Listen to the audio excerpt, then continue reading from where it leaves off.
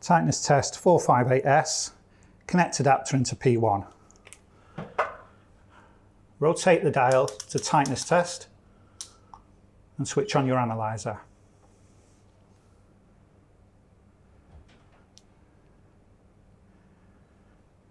Follow the on-screen instructions and zero the manometer.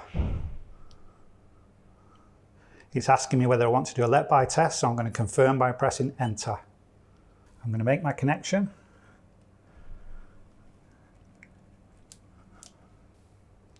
I'm going to now start the test.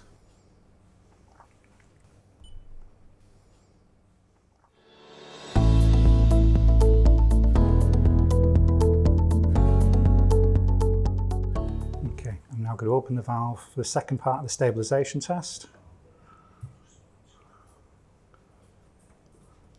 Stabilisation at 20 millibars.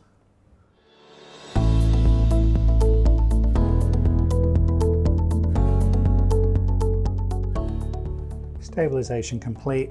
I'm now going to do a 2-minute drop test from there.